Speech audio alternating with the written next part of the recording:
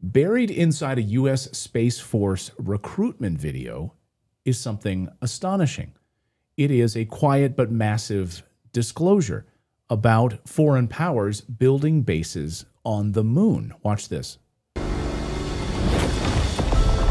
When foreign powers can build bases on the dark side of the moon, when private companies are inventing a new economy beyond our planet, we need to stay one step ahead of the future. And the future is where we'll make history.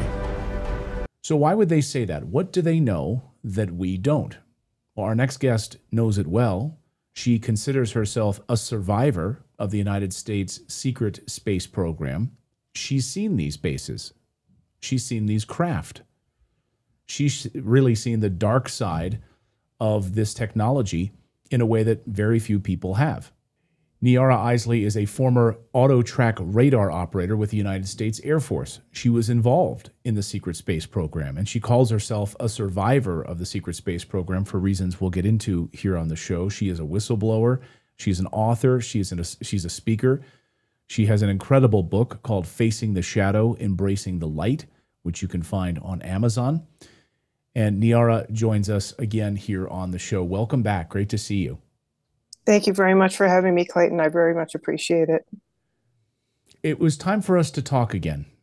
And I think it's time for us to talk again because it seems like there's been an awakening, an awareness now, more and more discussions about what the United States government knows, what they've been actively involved with. Catherine Austin Fitts recently sat down with Tucker Carlson where she talked about the massive secret bases and cities underneath the United States. What compelled you to want to talk again, Niara? What compelled me to want to talk again? Most of my life I've been a speaker on UFO subjects, or UAP. I'll just say UAP is a term that I think that the government started to use to try to take control of the narrative around UFOs once more, because they really lost control of the narrative. Anyway, so UAP is the new term. Anyway, what made me want to talk again is to talk as much as a patriot of my country, which I took an oath to serve, as an experiencer of secret space program abuse. That's why I wanted to talk again. What I really want is to help people understand, because I did tons of research in my book. It's 530 pages, and it's comprehensive. So if you're looking for light reading, this is not your book. But I just really want people to understand how we arrived at the mess that we're in today. That I hope with all my heart, and I feel down in my bones, is getting sorted out. It's just really messy because of what we're up against, like the LA riots, these No Kings demonstrations across the country, and I just feel like if people really know the history of how we got to this place, it will give them understanding and maybe some measure of peace, understanding how we got here, and some understanding that we must never allow this to happen to our country again, because we very nearly lost our country. And I was a follower of Q. I paid a lot of attention to the Q drops when that was active. And I feel like it was some faction deep within the government that was trying to save our country, trying to put a trickle of very cryptic information out there to help inform citizens that were really interested in what's happening to our country and trying to save it, that there was a plan in place working to save our country, and a very well thought out one, and a very comprehensive one.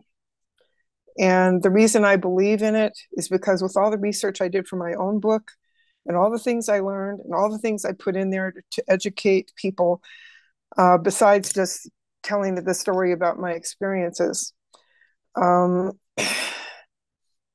If I exist and I know all this information, then there have to be people out there for whom duty and honor and loyalty to their country still means something. They still hold that in their heart and in their being, just as I do. and they have more resources, more knowledge than I have, and they have to have a plan. Because one of the things that came out when I researched my book was the fact that the globalists have been really organized for a very long time, perhaps going back hundreds of years. I haven't gone back that far. Otherwise, my book would have been in 5 volumes. But I did go back to World War II and post-World War II times.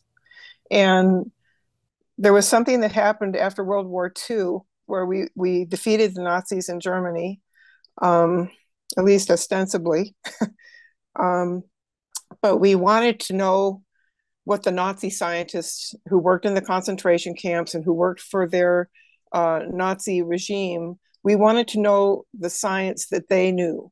So those scientists were brought over to the United States. Some of them were given more American-sounding names, and they were put to work in various branches of our government, as in space and aeronautics. Werner von Braun was put to work in that area. A lot of these people that we brought over and put to work in our government under Project Paperclip right after World War II were still ardent Nazis. And I believe they began to subvert our government from within. And with the secrets they brought, with the technology and everything else like that, they used the development of certain technologies as a bait because they would make a lot of money when released to the public, or used in government contract work. They would make a lot of money. So a lot of people were seduced into into a relationship with these Nazi scientists with the promise of money, big money. The point I really want to make here, plain and simple, is the real Nazis in our government are the ones that have been taking payoffs, the ones that have been keeping secrets, the ones that have been running programs in concert with the Nazis for human trafficking and experimenting on human beings in our country. And right after the Roswell crash, Truman signed into law something called the National Security Act of 1947. And this act, to me, was way more about creating an impenetrable curtain of secrecy around these secret black projects than it was ever had to do with national security. It meant that if you were harmed in a black project and you gathered your evidence and you went into a court of law and you presented your evidence, they would shut you down and throw your case out of court for reasons of national security. We can't prosecute this. We can't even hear this in court because it touches on matters of national security. So how is someone who's been harmed in a black project supposed to get any kind of compensation under that kind of thing? So basically, it created a wall of secrecy around these black projects, and they have operated and flourished in our country for decades. Long before Trump arrived on the political scene, these things were flourishing behind closed doors, and these ardent Nazis were subverting with their ideologies. And there was a man who's passed away and is no longer with us. His name was Jim Marrs. He wrote a book called The Fourth Reich. And I'm quite sure, I didn't get a chance to read it, but I'm pretty sure it was about the Fourth Reich that was incubating in the United States of America and then springing into being flourished. We go back to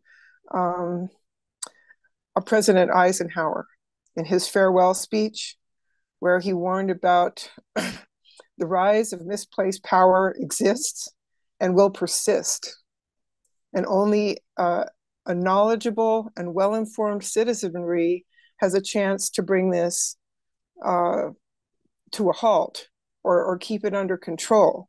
But then censorship took over, and our country's population was not well informed. All the information that we needed to try to put a stop to this Nazi growth in our country, we didn't have it because it was censored. Censorship has been going on for a lot longer than the last 4 to 8 years. It's been going on a lot longer. In fact, the CIA This is information from George Knapp. When he researched, he said that the CIA actually instituted a program of ridicule for anybody that saw a UFO. They wanted to keep that stuff under wraps. Okay, so if you saw a UFO back in the 40s and 50s, you were drunk or you were crazy. And people back then, they really cared about what their neighbors thought of them. So if they saw a UFO, they kept quiet about it. So at every turn, we have been censored. We have had knowledge denied to us, and that has been a breeding ground in secrecy for the mess that we're seeing in our country today. And the people that are calling the Trump administration and Trump and his followers Nazis have it exactly backwards. The people that are the Nazis are the ones that have proliferated censorship and secrecy and developed the situation that's in our country right now. They're screaming mad because their agenda has been taken away from them. Right. It's complete obfuscation, right? Yeah. You're actually pointing the finger at the wrong group. It should be pointing it right back at yourself and the leftist globalist. And if you really want to know what they're up to out there on the dark web, and I've never seen it, and I will not look at it because I have enough bad memories of my own. Okay, I'm a secret space program survivor, and I have some terrible memories that I carry to the grave. We can get into a few of them later if you want to, but that's why I'm so passionate about this subject and so passionate about wanting to make a contribution of knowledge to the American public about how this got started. So on the dark web, there is a video out there called Frazzle Drip, and it is about a certain high-ranking politician and her aide torturing a 12-year-old girl to death. And so if you have the intestinal fortitude to go out and look at that video and see for yourself who that politician is, go for it. But I warn you, if you see those images, they will haunt you to the rest of your life. Okay, another thing that people can do to learn who the real Nazis are. We should maybe point out that if that video exists and you can search it out, it allegedly shows Hillary Clinton and Huma Abedin. So if you want to seek that video out, that's on you to do it. We're not asking you to look for it. No. Just it's just if you want to know some truth badly enough, go take a look. The other thing you could do is read Kathy O'Brien's book, Transformation of America. Now, she a lot of the information in her book was put together as a case that she took into court to try to get compensation for her human trafficked and sex slave life, from childhood, actually from babyhood all the way up to almost 30 years old. She was used for sex. She was used for labor. She was passed around from government official to foreign dignitaries, and she got rescued from the program by her partner Mark Phillips, and he deprogrammed her, which I think took a year or maybe more, slightly less. Then she compiled all the data that she had. She went into court to try to get this opened up in court and get some compensation, and then they invoked the National Security Act of 1947 and threw her case out of court. And so she took all that information she had compiled and turned it into a book, which is called Transformation of America. And in that book, she names names. She names names of people that are Democrats, that are Rhino Republicans. She names names. So if you really want to know who the real Nazis are, those are some steps you can take to see for yourself.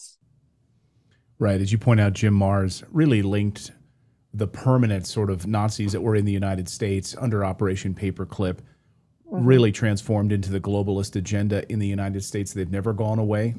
They've taken over the financial institutions and And recently, Catherine Austin Fitts, of course, who worked, I think, at the U.S. Treasury in the Reagan administration at the time, she sat down with Tucker recently, and she really let the cat out of the bag for people that it shocked a lot of people that didn't know this about the international banking cabal that runs everything.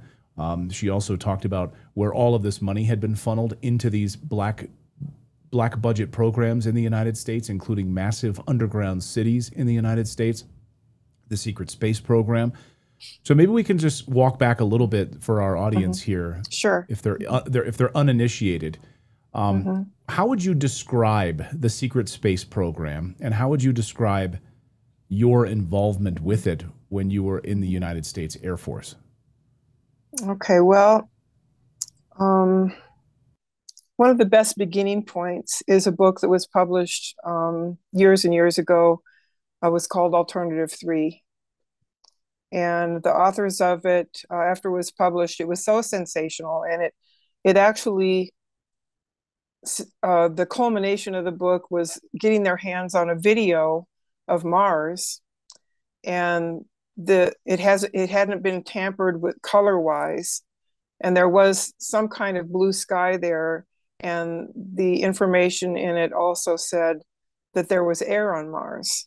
And there was just a brief clip that said those things, and then suddenly it went. But in Alternative 3, there was all these scientists that got together, per the information in this book, who got together and thought, what are we going to do about global warming? And Alternative 1 was to blow holes in the ionosphere to let the global warming gases out, which was really a horrible idea and was scrapped. The second Alternative 2 idea was to build massive underground bases whereby the world's elite could take refuge underground in the event that the surface of the planet became unlivable.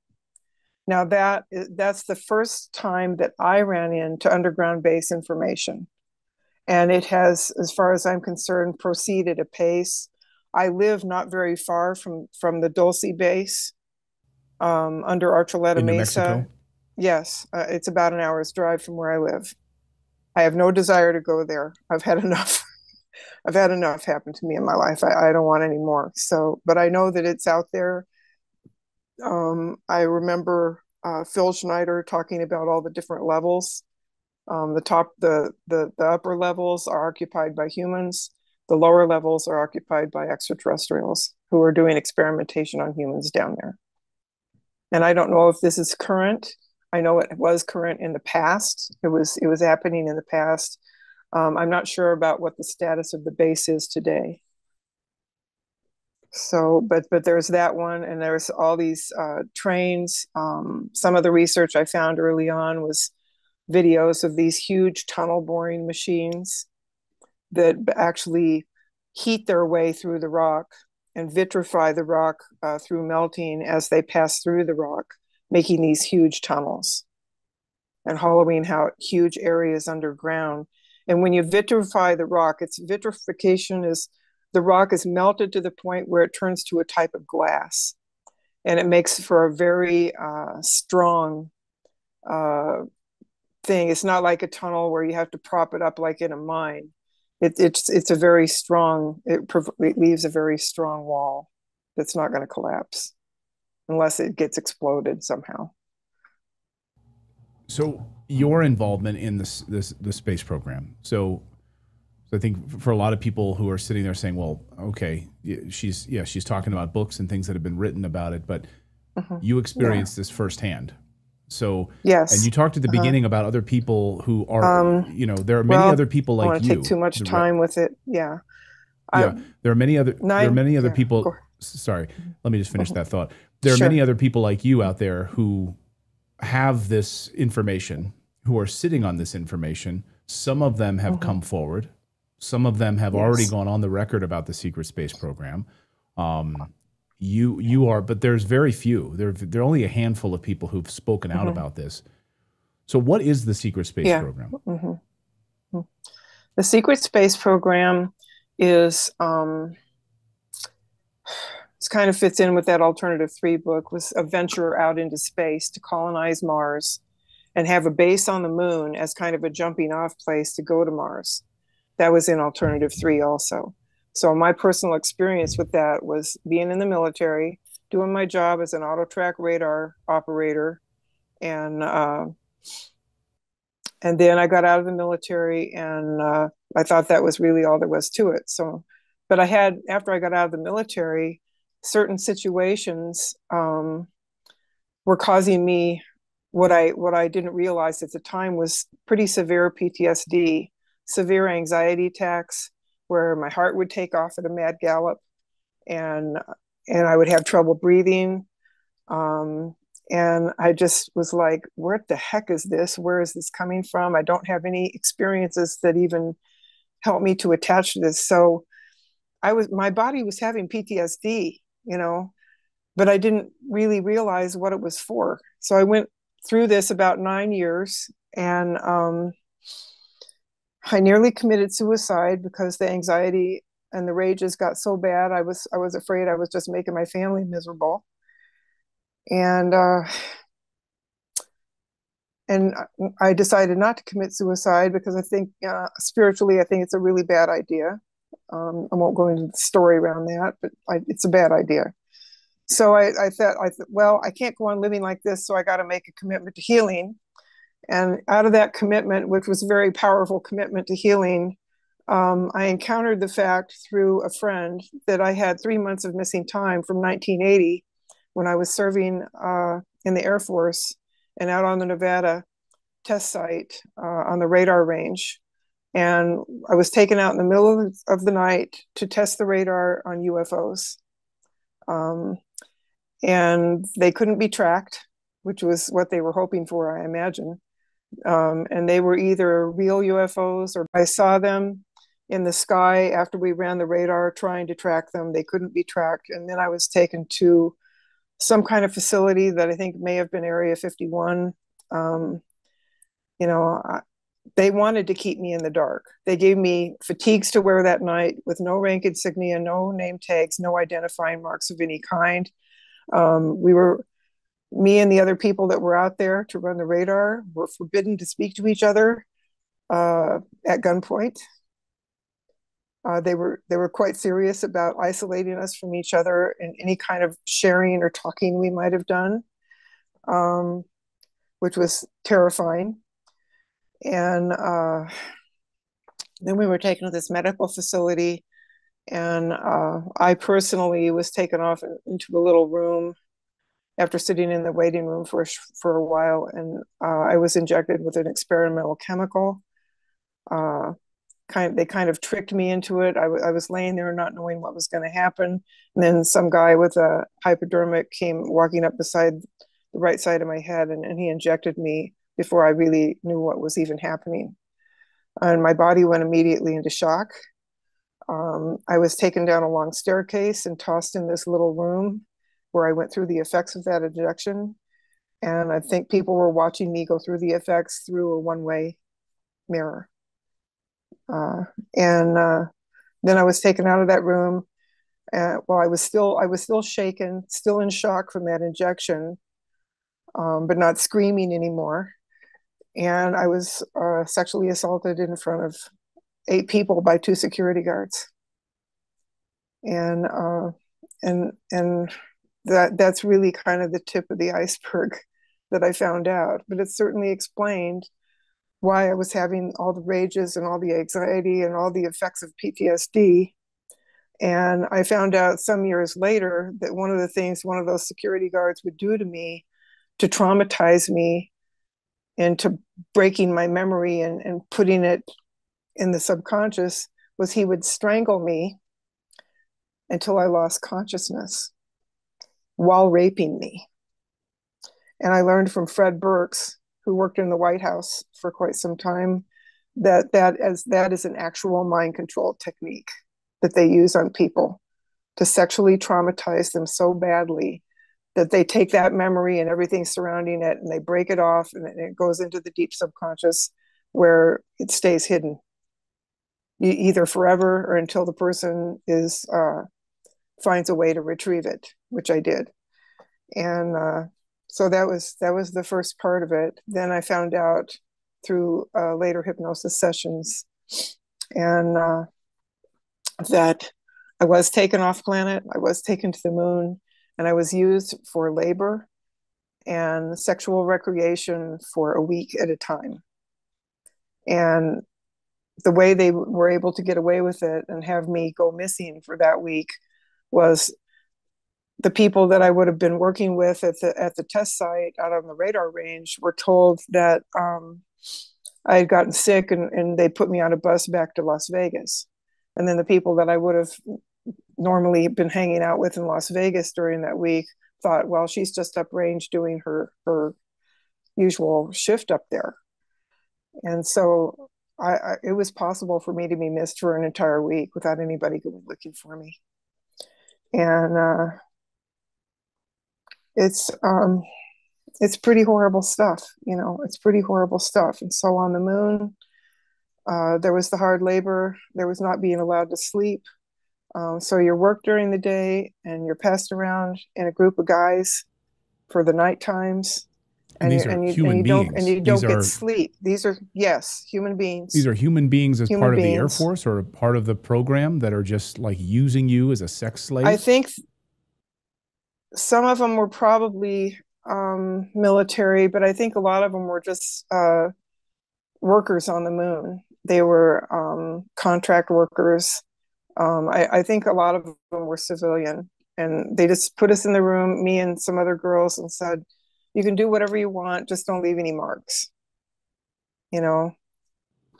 And have you ever spoken to any of these other women? Have any of these other women ever come forward? Not to me. Not to me. We know that U.S. Marines have confirmed the trafficking of humans using these advanced aerospace technologies. Some brave United States Marines have come forward and witnessed these advanced craft transporting human bodies, being used for human trafficking purposes. So you're not the only one. Yeah. In fact, there's multiple sources on this front who've now confirmed to us here at Redacted that is the case. Have you talked to any of those individuals as well who've also become whistleblowers? Yeah, I have. Tony Rodriguez, he is got books out there now, and he's speaking and doing all kinds of things with his memories and the things that happened to him. And he actually worked on a base on a moon called Ceres, which I think is out around Saturn. Can't recall right up, but I know the moon Ceres exists, and it's either around Jupiter or Saturn, I think. So anyway, he lived and worked out there, and he was taken as a child. He worked on a base there, but he was taken in childhood, and he was sexually trafficked in childhood for a long time, and just unthinkable horrors happened to him as a child. So when you saw that Space Force promotional video that basically talks about moon bases, what did you think when you saw that? Yeah. Here it is. Like they're not hiding. It's like they're not hiding it anymore. You've worked at the moon base. You've been to the moon base, and here it is in a U.S. Space Force video. Yeah. Yeah. And I was kind of shocked when I first saw it. I thought, wow, that is a huge disclosure for an official Space Force video. And a lot of people probably, it just does a flyby for them, and it doesn't really register on how important a statement that really is. It's very important. It admits that our enemies can build bases on the dark side of the moon. You know, our enemies can build bases on the moon. Let that sink in. In an official Space Force video, that is a huge disclosure. And I'm pretty sure that's why we now have a Space Force, that Trump started the Space Force because he knew some things, he knew this stuff was going on out there. How many bases would you say are on the moon? Is it just one large base? Are there competing bases, a Chinese base, a Russian base, a United States base? What is there? What does it look like? Yeah, I think that there are several, and I think they're not all human. I think some of them are extraterrestrial bases. And they're all on the dark side of the moon. We know And they're that on U.S. astronauts, the Apollo astronauts, Yes. there's plenty of record of those Apollo astronauts seeing craft landing on outside the crater perimeters. You can actually listen to the audio, which was on the public channel. I think then it was switched I've listened to to their that private audio channel as well. And what did they there's say? all Maybe this you can stuff out there about the moon landings being faked, and I think a lot of them were. You know, once they got wind of what was going on up there, a lot of them were faked to just give people the appearance that a moon program was continuing. But there was actual travel to the moon by astronauts where they saw these things that you're talking about. Edgar Mitchell, and it wasn't all faked. Right. Yeah. So, secret space program. Are we just talking about, I mean, hopefully, and I don't know that the human trafficking component continues at this point, but it seems like it has, or it is. We know from U.S. Marines who've been in devastation areas like the Indonesian tsunami and other areas where these U.S. Marines witnessed advanced aerospace technology craft, which to us would look like UFOs, landing, gathering humans for the purposes of trafficking, taking these human bodies, transporting them. And a lot of times this happens in earthquakes or tsunamis. Again, these are not my words. These are the words of U.S. Marines who've now blown the whistle on this and witnessed it in action under the threat of being shot because they were witnessing what was happening here with this black off-the-books projects. So when you talk about the secret space program, is it simply a moon base? How big in scope is it? How many members of the United States military do you think it involves? Well, if it's a way station between Earth and Mars, if the moon bases are a way station between Earth and Mars, then people go there. They may get some kind of conditioning. They may get some kind of orientation, and then maybe they go on to Mars, or they stay and work on the moon. But Mars has people there. If I could talk to Elon Musk, I would say, you know, you wear that T-shirt that says "Occupy Mars." Mars is already occupied. And it's occupied by different factions. Our human faction there is just one. And some memories that I've gotten back recently are about myself living and working on Mars in what's called a 20 and back. And a 20 and back. And those haven't been a 20 and back, yeah. And we don't need to get into that now. If you want to have me back on to talk about that, we can. But I will say that the Cydonia area, where, if you remember back when pictures came out of the Cydonia area, where the pyramids are and the face on Mars are, that actually was a huge city. It was bombed in ancient times, hundreds of thousands of years ago. Into smithereens. The face remains, the pyramid remains, but there is now an archaeological dig there going on there with human beings. And I was one of the people that worked on that dig. You worked on the dig on Mars? Yes. Did it have an atmosphere? Were you wearing like some there is sort a of thin space atmosphere suit? on Mars. It's not like on Earth. And I suppose you could liken it to being at a very high altitude. And I think it takes time to get used to it. And sometimes you have to wear masks in certain areas, like wearing masks at the dig, because if we were excavating things and we ran into an ancient pathogen against which we had no defense, the mask was a much more sophisticated mask than the paper masks we have down here. But it would protect us from any ancient pathogens we might run into.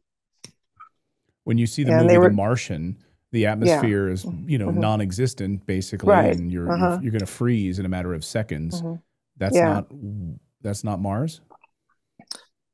Well, if you go back to that Alternative 3 book where they found a video that said there was air on Mars, and the book was such a threat to the powers that be back then, all those years ago, that they had to backpedal and say, oh, it was just fiction. This book was all just fiction. We just thought it would be fun to publish this book as fiction. You go back and read that book today with the kind of knowledge that we have of, at least some people knowledge that we have what's going on today, that book probably was most likely was not fiction at all. They wanted to know if there was air on Mars to find out if they could go there and build bases.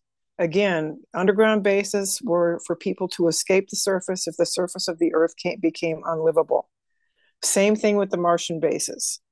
Okay, they wanted to have an escape place to go to in case Earth became uninhabitable through thermonuclear war on a global scale. I'm not sure our extraterrestrial friends would allow a global scale thermonuclear war. They have shut down nuclear warheads in Stephen Greer's Disclosure Project videos multiple times. Nuclear weapons facilities have been shut down all the way down to the backup batteries. So I'm not sure that a global thermonuclear war would be allowed to happen. But would they allow Elon some Musk? of the other lower yield things? Would they allow? I've often wondered Musk that. Sorry, we have a little bit of a delay, so I've often wondered that. We saw the Malmstrom Air Force Base. Of course, we've seen the Minuteman nuclear missiles shut offline, turned offline, with UFOs just hovering right over top of them. I've often wondered, would they allow us to have a nuclear war? Would they just stop it in its tracks? And then I guess the other question would be, what about Elon Musk? Like, are they going to allow him to actually go to Mars? Well, he may go there, but he's going, if he doesn't have some idea of what's there already, he's in for a big surprise. And as far as blasting with nukes or doing some kind of terraforming, he may find out that terraforming isn't really necessary unless they want to enhance the atmosphere. I think Mars lost a lot of its atmosphere in that ancient war I mentioned a few minutes ago that blew up the Cydonia area. And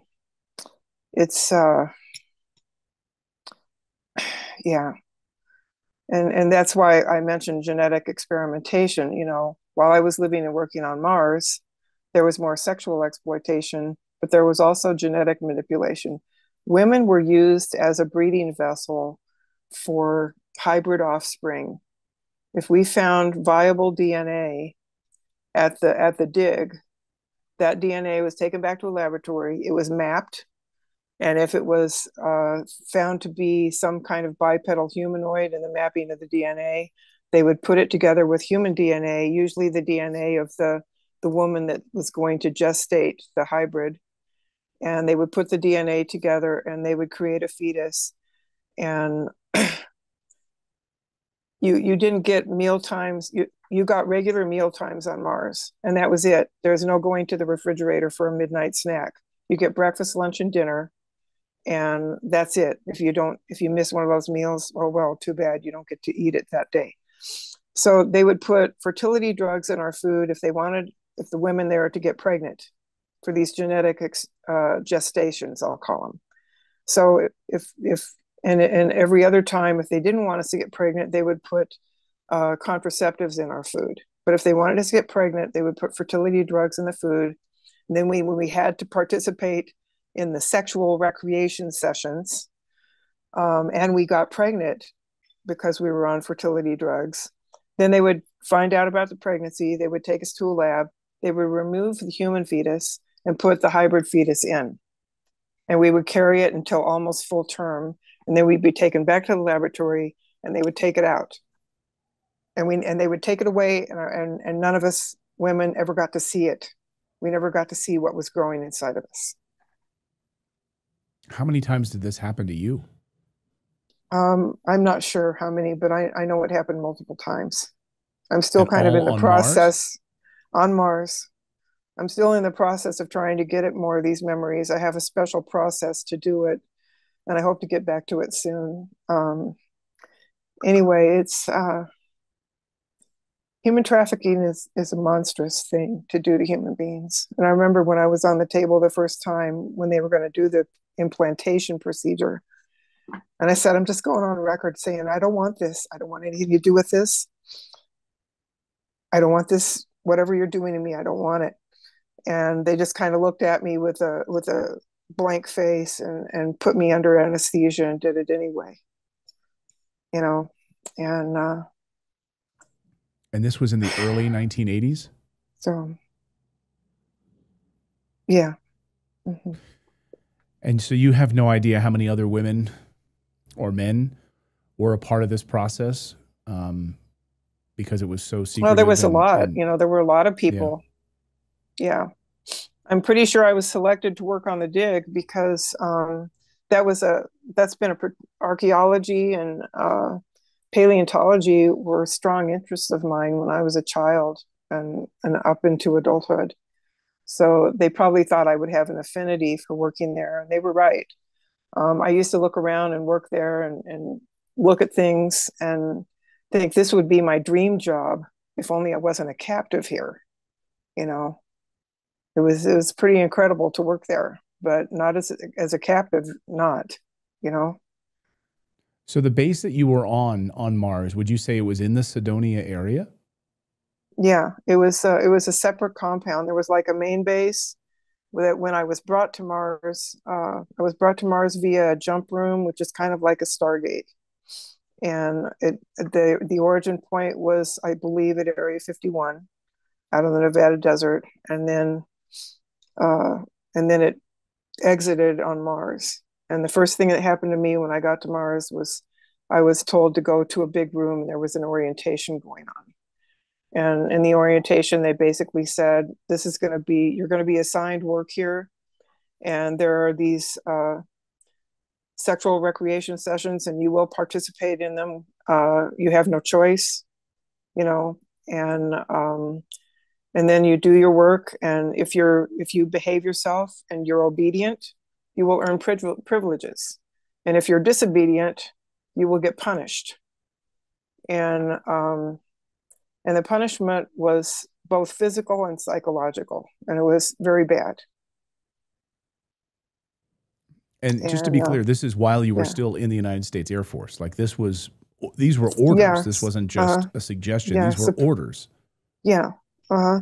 This was something, I don't know if it was orders, but when people, let's just look at this. Okay. Einstein's theory of special relativity. If you're flying at or beyond the light speed, you're not just traveling through space, you're traveling through time. Okay. And you have to, if you're going to have a spacecraft, it's going to have very sophisticated computers to navigate not only space, but also to come out of light speed in your right time frame. So this is where the Trunnion back thing comes, because they take you out of your life at one point in time, and they send you someplace, and you do a job there for 20 years, for lack of a better term, and then they take you back. They put you in a med bed, and they regress your age back to the age that it was when you were taken originally, and then they put you back into your life. And here's a mind bender: just before you were taken. At a time just before you were taken. That way there's no missing time to track. You know, you might have memories, you might have all kinds of feelings and things. It is mind-blowing. They put you in some sort of a med bed. You might have feelings, but this med bed is almost like a time capsule that actually reverses your aging process. Reverses the aging. Back to a previous version of yourself. And the technology exists. Now, they have this technology. So they could, that's what's so infuriating to me is that, you know, we've done a lot of the stories on this show about all the horrible stuff that they have, but of course they have, you know, when I sat down on Tucker's show a few months ago and we were talking about this very subject, and he said a lot of it is very demonic, very almost like warmongering material and equipment. And I said, yes, but I've also heard, according to my sources, incredible technology that's used to heal people. Like if Yeah. you've a missing limb, with just the wave of a wand, a limb is repaired and restored. Right. Now you're telling me a med bed that can take people back maybe before they have cancer. It's a matter of regrowing the telomeres in the human body and doing another frequency-based restorative process. After I had a hybrid baby or a fetus gestation, and they took it out of me and sent it away to another lab, they would put me in a med bed to completely heal the effects of the gestation. And then I would be put back to work.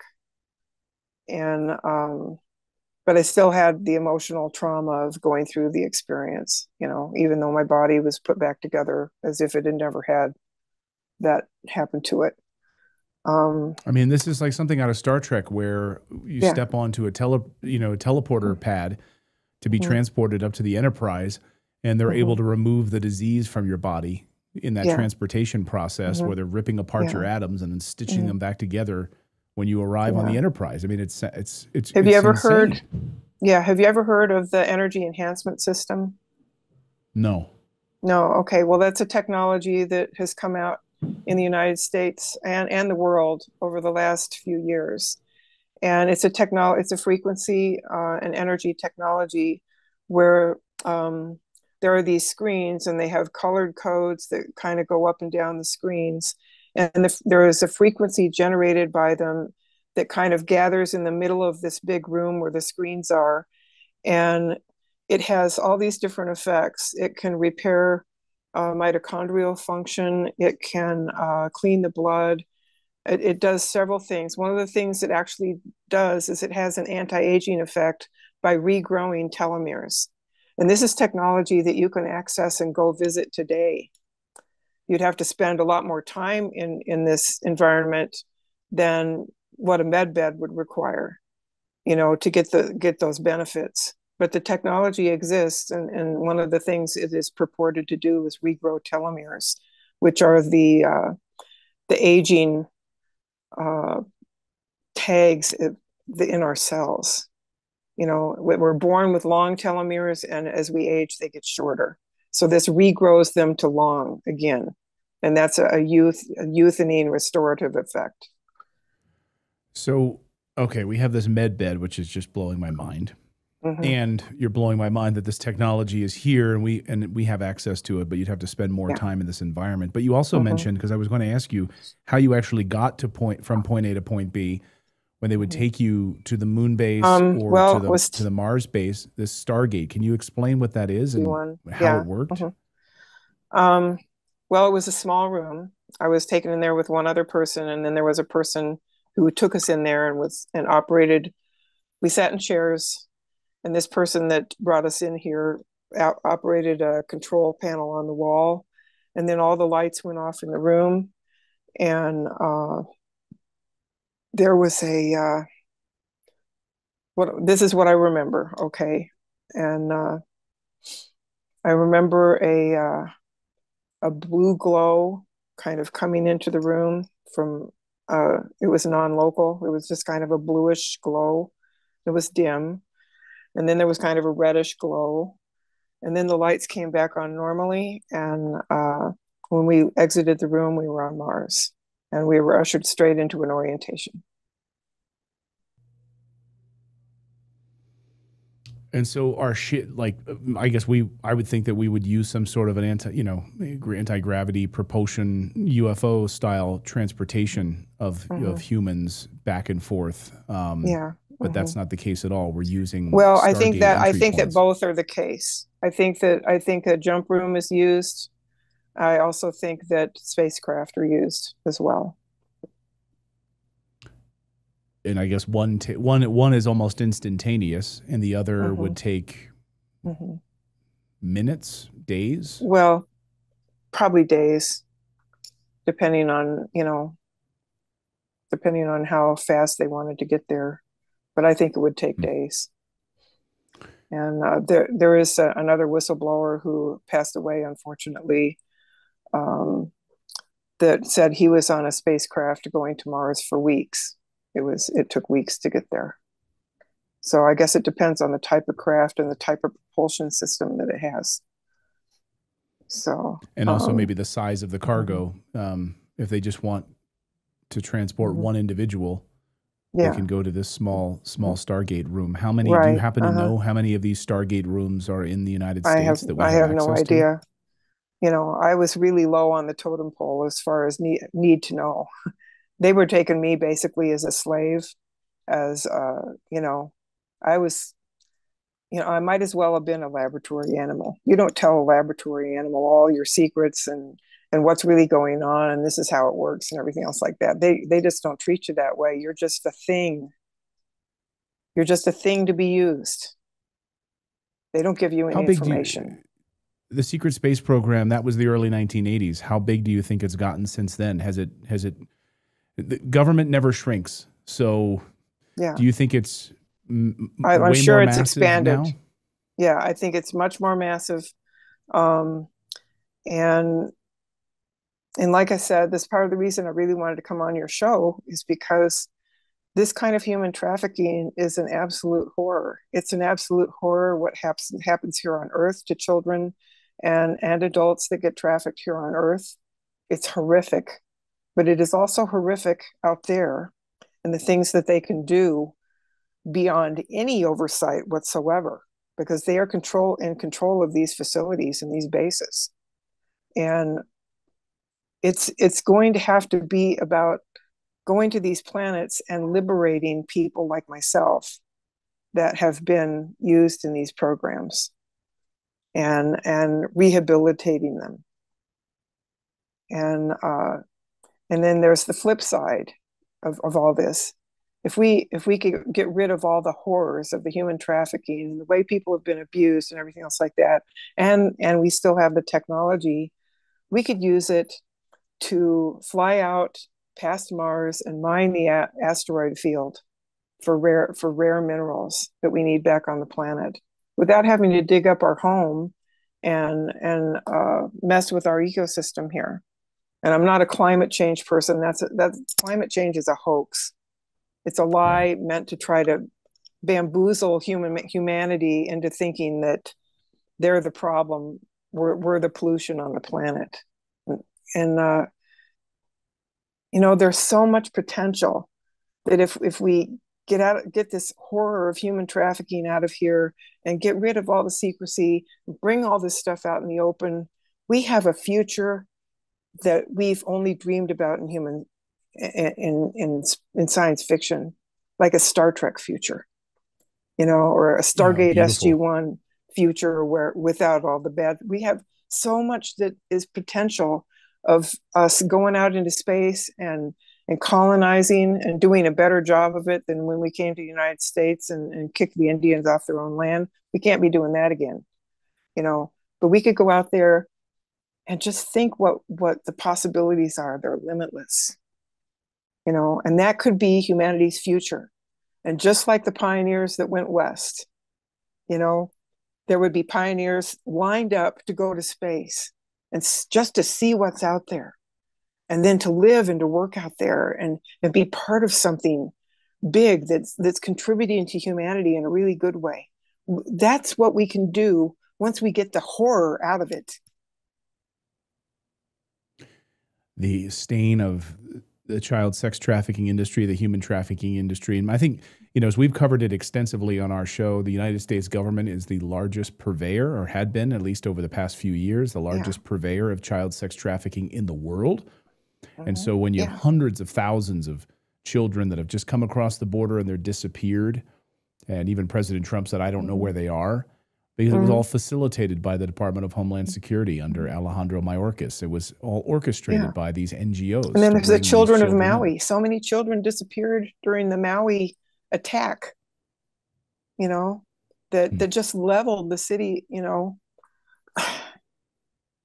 You know, well, so that's what I said. You know, when you have these devastations, when you have earthquakes, when you have tsunamis, it's a perfect cover to carry out these things. And again, these are not my words; these are the words of U.S. Marines who've witnessed it. But we also have confirmation of of what's happened at the South Pole Station and being able to use the ice cube neutrino machines down there to carry out and to launch earthquakes and other things like that around the world. I guess, Niara, I'll get you out of here on this. I mean, what do you hope? What do you hope your message will do? Maybe if there's anybody in the Trump administration or members of Congress, other journalists, what are you hoping your message will do? Well, I love President Trump. I love what he's working to do for our country. I followed Q because I needed to hang on to some hope that something was going to come through this. And I just thought, like I said, if little old me exists, knowing all that I know from all my years of research and my experiences, then there have to be people out there that know so much more than me and have the resources to do something about it, and the heart and the sense of duty and honor and loyalty to our country to do something about it. And it has to be one hell of a plan to overcome what the globalists have planned for us. And basically, I think they've done it brilliantly. It's been really hard to watch, but all the stuff that we've seen play out in front of our eyes during the Trump's first administration, during the Biden administration, and now what we're seeing now should be enough to wake anybody up to the fact that the people that have been in our control of our government for decades have not had people's interest at heart. They see themselves as an elite, and the rest of us are nothing but cannon fodder and lab rats to use and abuse the way they want. And I wish that the people that are so filled with hate and causing all this trouble would see that the people they're trying to cause trouble in service to are the very ones that would turn around and stab them in the back. They're being used. The people doing the LA riot and trying to hate Trump and throw everything around, they're being used. And I wish they would wake up and realize that. Trump is trying to restore our country. And the people that they're fighting for are the ones that have been trying to destroy our country for decades. And I don't want our country destroyed. It was founded on good principles, and we need to save this country. Hallelujah. Niara Isley, thank you so much for your bravery. Yeah. Thank you for sharing your story with us. And thank you for trying to share this message.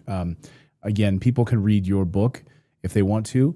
It's called Facing the Shadow, Embracing the Light. You can find it on Amazon and other places. Yeah, Facing the Shadow, Embracing the Light, and it's available on Amazon. And I think you even said if the people want to pick it up, there's a PDF version that people can pick up. Yeah, there's a PDF version, and I will send you the link to the PDF version if you want to share that. Make sure that we have that. Yeah, we'll have that. If they can't afford it, below. I'll just give it away for free because there's so much good information in there. I spent years. Yeah. Niara, thank you. Thank you for having me. I really appreciate it. I really appreciate you giving me the chance to say this to the country that I love.